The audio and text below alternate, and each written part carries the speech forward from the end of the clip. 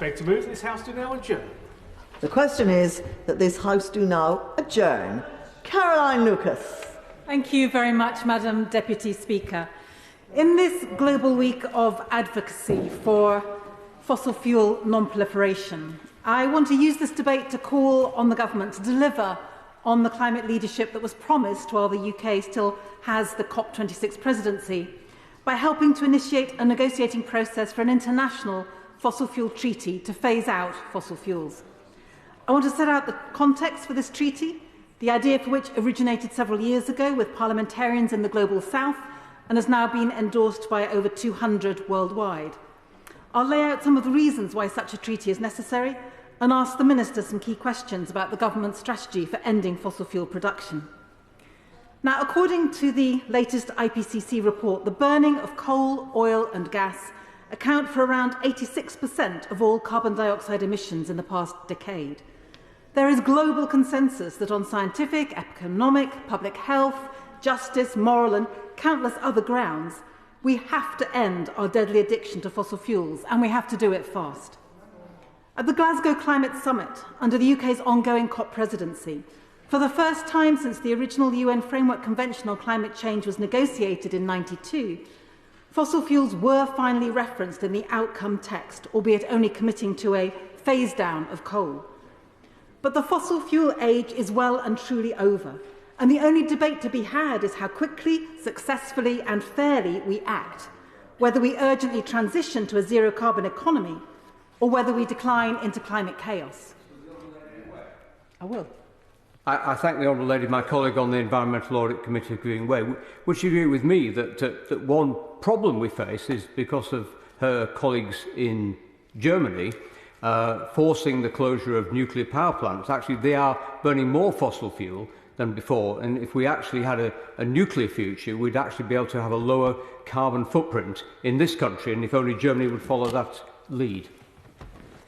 I think I thank her for that intervention, I'm not sure, but the truth of the matter is that while there were certainly mistakes made in Germany in the past, the idea that new nuclear now can help the UK get to net zero fast enough is simply misguided. It's too costly, it's too slow, and it simply won't get us where we need to be quickly enough. What is clear, however, is that phasing out fossil fuel production and fast-tracking progress towards safer and more cost-effective alternatives will require unprecedented international cooperation. So I want to begin with a quick reminder of the science and with what climate experts are saying about fossil fuel production. Last year's UNEP production gap report concluded that in order to limit warming to 1.5 degrees, the world will need to decrease fossil fuel production by at least 6% per year between 2020 and 2030. At the moment, there is no collective means of reaching this hard scientific deadline altogether, of accounting for the global impacts of choices made unilaterally by individual nations on our shared planet. Yet a universal and equitable approach is critical, as the Tyndall Centre's own production phase-out report warns. It says, and I quote, "For a 50% or better chance of 1.5 degrees, our analysis shows that all producer countries must peak their production immediately and begin an uninterrupted decline. Expanding production in wealthier producers would either shift poorer producers, in fact all producers, onto more steeply declining pathways with earlier end dates, or put the temperature commitments beyond reach." So to be completely clear, the UK is one of those wealthier producers, and which together those producers produce over a third of the world's oil and gas. Moreover, the UK has a moral responsibility to go further and faster than the vast majority of the world because of our historic cumulative emissions being so much greater. Tyndall analysis finds that the UK must reduce our oil and gas production by 50% in 6 years, which equates to an 8.3% reduction year on year, and cease completely by 2034. And that's just for a 50% chance of staying below 1.5 degrees once equity is factored in. But she gives way. I will give way. We now have an end date to phase out diesel and petrol cars, and that has actually forced the industry to actually put their mind to it and follow very quickly, and people and organisations can follow suit. So if we actually had an end date for no longer extracting fossil fuels, wouldn't that actually concentrate minds, and people would actually work much faster than they do now when they can think that we can have business as usual? I thank the honourable member for her contribution, and I completely agree, and indeed that is exactly what this fossil fuel treaty is all about. It's about countries setting those end dates and then working towards that reduction swiftly but in a coherent and coordinated fashion. The International Environment Agency has been similarly clear that countries, including the UK, must halt all new fossil fuel exploration and development from the end of 2021 if we're to keep below the 1.5 degree threshold. Now, in its recent assessment of the climate compatibility of new UK oil and gas fields, the Climate Change Committee stressed that extra extraction of gas and oil will simply support a larger global market overall. And we know that if oil and gas are produced, they get consumed, so extra oil and gas production can reasonably be assumed to result in extra global consumption. And whilst the CCC haven't been able to accurately quantify the impact of new domestic production on global consumption, every expert is clear the direction of travel globally has to be weaning ourselves off fossil fuels. The committee therefore recommended a presumption against exploration, explaining, and I quote, "An end to UK exploration would send a clear signal to investors and consumers that the UK is committed to the 1.5 global temperature goal. And when it comes to the UK's ongoing diplomatic responsibilities as COP president to strengthen climate ambition internationally, it's clear that any domestic policies that increase the total fossil fuel market undermines that ambition and opens us to the accusation of gross hypocrisy." Now, of course, I understand the government has other responsibilities too, and this debate is happening in the midst of a cost of living crisis. While companies like BP and Shell are raking in eye-watering profits, millions of households are pushed into poverty. And yet only a tiny proportion of oil and gas industry's total capital expenditure is going into renewables, just 1% in 2020, and still only in single figures today. I wholeheartedly support efforts to cut the UK's reliance on Russian fossil fuels and to shield families from the effects of high global gas prices. What I don't support is the pursuit of policies that will end up exposing people to more costs in the long term. I don't support historic decisions like gutting energy efficiency subsidies, effectively banning onshore wind in England, scrapping the zero carbon home standards that together have actually added £2.5 billion to UK energy bills over the past decade. When we know that energy security quite literally starts at home, it is frankly shocking that the government's energy security strategy failed to deliver a retrofit revolution for the UK's leaky homes. And I don't support any strategy that defines winning at this critical juncture in human history in terms that literally sacrifice the future of humanity. Or indeed policies like a climate checkpoint that would somehow greenlight the pumping of new North Sea oil and gas when there is no global scenario in which this is compatible with keeping 1.5 alive and with climate justice. A critical threshold that, let's remember again, means that every producer country must peak their production immediately and begin an uninterrupted decline. It is very possible to reduce people's energy bills here in the UK, cut CO2 emissions, end fuel poverty, and stop oil and gas profits from filling Putin's war chest. If we choose to, we can manage our way fairly and safely through this crisis. We can choose not to fall into knee-jerk responses that undermine our shared prosperity. Ambitious investment in insulation and heat pumps through a retrofit revolution, alongside meaningful direct financial support for struggling households, is the first step.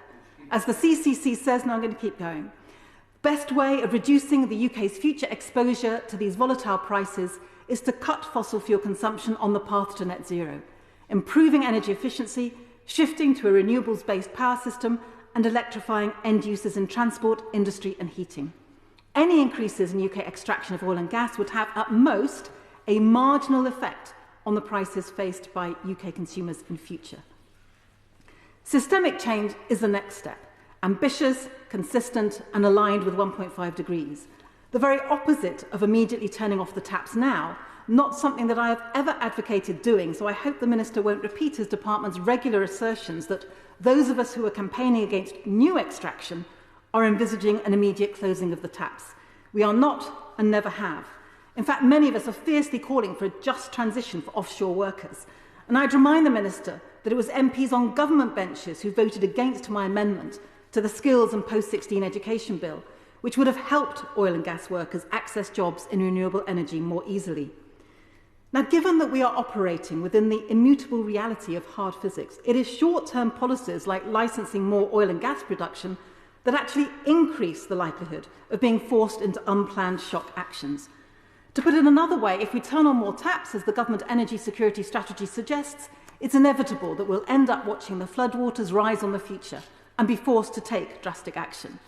Inevitable because pumping more fossil fuels from new wells undermines our fundamental ability to keep the global temperature increases to 1.5 degrees.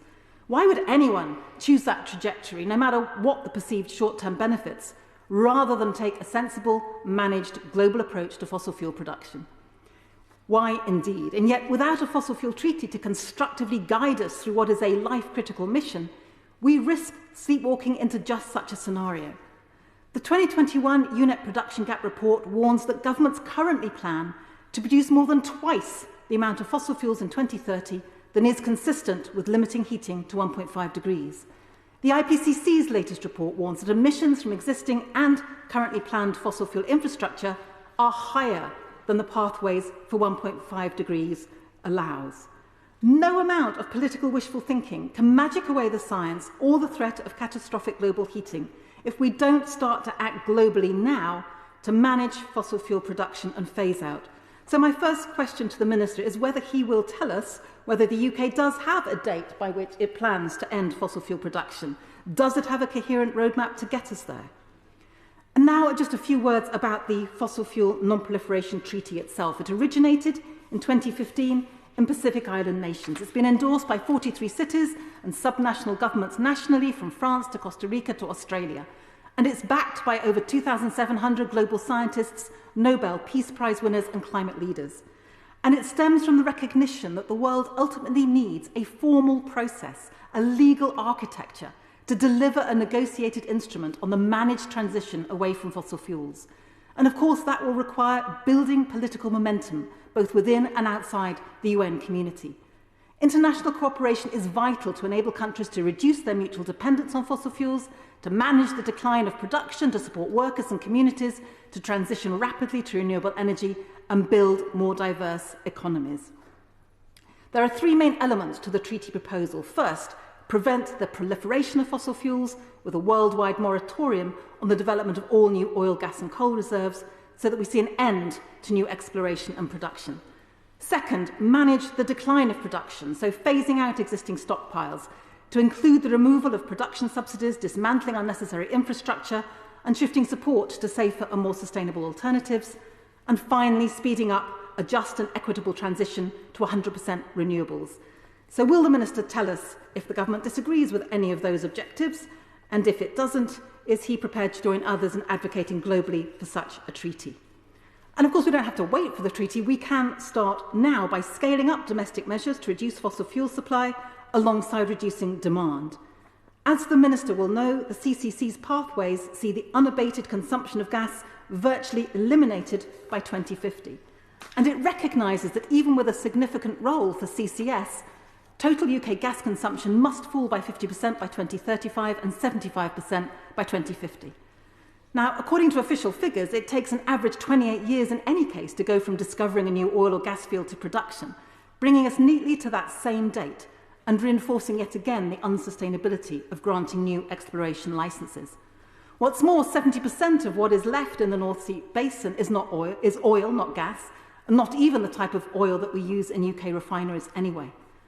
Now, the government is fond of saying that it's better to produce gas at home than rely on imports. But of course, it's not our gas. It belongs to private companies and will be traded on global markets to the highest bidder.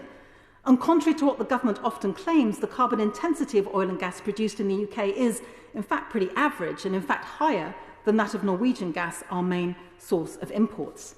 So ministers need to be scrapping the very notion of its climate checkpoint and the outdated legal duty to maximise the economic recovery of North Sea oil and gas. It needs to rule out once and for all the possibility of drilling at Cambo, clearly signalling right now that Shell will not be given approval for the new Jackdaw gas field. Jackdaw won't lower bills or make our energy more secure, but it will produce pollution equal to half of Scotland's annual emissions. Now, no government in its right mind would consider such a move, nor would it be continuing to support the fossil fuel industry through tax breaks and financial support for exploration and research and development. Yet that is happening to the tune of £12 billion a year. Now, I know the Treasury doesn't consider a penny of that as a subsidy, but the New Economics Foundation analysis found that about £10 billion worth are indeed covered by the subsidy definition used by, for example, the IMF. In fact, the UK's tax regime makes it the most profitable country in the world for oil and gas companies to develop big projects. Shell alone received a £92 million tax rebate from the UK in 2021, the largest total from any country in which it operates. Yet when I've challenged ministers in the past, I've been met with arguments about how much tax the sector pays or a refusal to recognise the definition of a subsidy that I'm using. But I would stress that definition is exactly following the principles used by the WTO, the IMF, the OECD and the ODI. So that is at best quibbling, at worst dissembling. And it is deeply disappointing that the UK has consistently bowed out of G20 efforts to grapple with subsidies by refusing to take part in its peer review on the grounds that the government disagrees with the definitions in use. So I'd ask the Minister, will he reconsider that position? Because whether or not fossil fuel companies pay tax or how countries interpret what counts as a subsidy isn't the issue here. The issue is whether the net effect is public money being given to fossil fuels when the world promised in the Glasgow Climate Pact to stop inefficient fossil fuel subsidies, bearing in mind that even the IMF says that any fossil fuel subsidies are inefficient.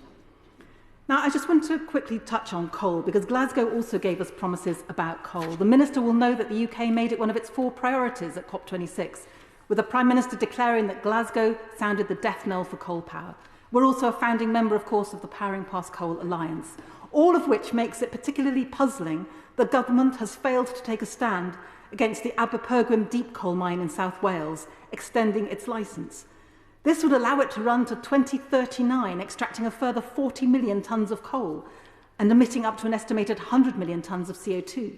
And of course, just this weekend, we've seen the prospect of the first new deep coal mine since the 1980s rear its ugly head once again. We're told that the proposed Cumbria mine is needed to provide coking coal for the steel industry until 2049. Yet less than 10% of that coal is expected to be used by the UK steel industry. 85% of it is planned for export. We should be investing in green steel production instead. The CCC is clear that coking coal used in steel making could be displaced completely by 2035, only halfway through this mine's proposed lifetime. And the Tyndall Centre says that for developed nations like the UK, coal production needs to fall by 50% within 5 years and be effectively eliminated by 2030. That is 9 full years before Aberpergwm would cease production, 19 years ahead of when the Cumbria coal mine is projected to close. The IEA is similarly explicit. If we want a chance of limiting the global temperature rise to 1.5 degrees, no new unabated coal plants, no new coal mines, no new mine extensions can be approved for development after 2021. Globally, we know that the world already plans to produce 240% more coal than is consistent with 1.5 degrees. And while there may be some who will argue that Aberpergwm is a drop in the ocean, this is the bigger picture we need to keep in mind. So will the Minister assure us that this government, his government, will not permit any new coal extraction in the UK? Summing up, Madam Deputy Speaker, meeting the demands of the science has implications for where our pensions are invested, what our banks are funding, implications for the donations given to political parties, for the ways that the insurance companies operate, for how food is grown and produced, how we travel, for the offsetting rules that incentivise continued extraction and use of fossil fuels. A fossil fuel treaty enables the necessary disentangling of our economy, our politics, and every other aspect of our lives from fossil fuels. And one of the stepping stones towards a treaty is setting up a global registry of fossil fuels. This could be hosted by an organisation such as UNEP and would be a comprehensive, transparent, public source of data on estimated fossil fuel reserves and production. If we want to manage fossil fuel production, we need to know what reserves are out there and who's planning on using them. And some countries have already embraced the principles behind this approach. Those that back the Beyond Oil and Gas Alliance, for example. The UK could and should be next. So as I said at the beginning of this debate, we are in a week of global advocacy for the Fossil Fuel Non-Proliferation Treaty. And I want to end by recapping the questions I've asked the Minister. First, will the government revisit the UK's decision not to take part in the G20 peer review of financial support for fossil fuel production? Will they instead engage meaningfully with this process, including being open to assessing the UK's support against various definitions of subsidy? Second, will ministers undertake to discuss the proposal for a global registry of fossil fuels with counterparts in countries like Denmark, France, Sweden and Luxembourg, who seem to have successfully overcome the commercial confidentiality objections that have been mooted by the North Sea Transition Authority? Because that authority should itself be required to publish its field-level data on oil and gas reserves. Third, Stockholm Plus 50 in June is a key moment to build significant political momentum around the proposal for a fossil fuel non-proliferation treaty. Will ministers commit to the UK going there with the intention of helping to initiate a negotiating process for a treaty to phase out fossil fuels within the UN system? And finally, I'd like to ask whether the government has set a proposed end date for oil and gas extraction and production, when that date is, and whether there's a roadmap beyond that which is set out in the North Sea Transition Deal. I look forward to his response. Hear, hear. Minister Lee Rowley. Thank you, Madam Deputy Speaker, and thank you for the opportunity to be able to contribute to this debate. It's a pleasure to take part in this debate, and I congratulate the Honourable Lady for calling it, although, as I'm sure she will probably be aware, we differ on some of the points, but it is useful, even at this late hour, to talk about a number of the points which she has highlighted and to respond to some of the points and some of the questions which she has answered. But to start with, and I'm glad that the Honourable Lady did at points acknowledge this to some extent. It is important to note that the transition to non-fossil forms of energy will take time. Whilst our demand for both oil and gas is already declining as we transition to other low-carbon energy sources, there will continue to be UK demand for both of these fuels for quite some time. And that needs to be recognised, acknowledged and understood in public policy development and public policy implementation. And if we announced right now that from tomorrow, from when we come back to this place in the morning, that our domestic oil and gas producers should shut up shop, and I accept the Honourable Lady's point that she did not at points in her speech advocate that. This would simply make the UK more reliant on foreign imports. It would not in fact lead to greater decarbonisation globally. Jobs would be lost. It would also weaken our security of supply. And equally, there are shades of that which remain true, even if the Honourable Lady does not indicate tomorrow but wants to do it at the earliest possible opportunity, which is, I will make some progress if I may, which is the inference of the Honourable Lady's speech at other points. Gas at the moment, whether we like it or not, is the glue that holds our electricity system together. It provides that flexibility that has underpinned the rollout that we have done on renewable energy, why consistently we see 30 or 40% of our energy now in 2022 on many days provided by renewables rather than by fossil fuels. And whilst we are using progressively less gas, it remains an important fuel during this transition.